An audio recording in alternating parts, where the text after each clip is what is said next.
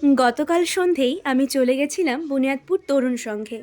সেখানে ছিল তরুণ সংঘের অ্যানুয়াল প্রোগ্রাম। গিয়ে দেখছি প্রোগ্রাম প্রায় শুরুই হয়ে গেছে। আর পাশে ছিল বিভিন্ন আর্ট প্রদর্শনী।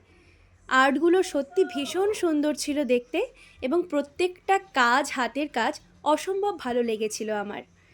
আর এখন যে ছবিগুলো দেখাচ্ছি, এই ছবিগুলো প্রথমেই যাকে আমার সাথে দেখা গেল সে হচ্ছে আমার বান্ধবী।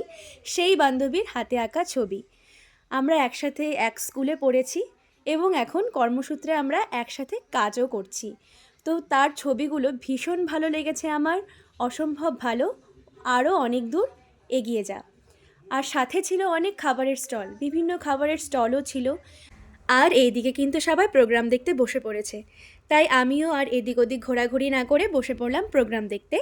তো প্রথমেই দেখছি আমার স্কুলের একটি ছোট্ট বাচ্চা প্রোগ্রাম করছে, যেটা দেখতে ভীষণই সুন্দর লাগছিল। আসলে বাচ্চারা যেগুলো করে, যেটাই করুক না কেন, সেটাই যেন ভীষণ সুন্দর লাগে। তো আমিও বেশিক্ষণ প্রোগ্রামে থাকতে পারিনি, অল্প সময় থেকে বাড়ি চলে এসেছিলাম।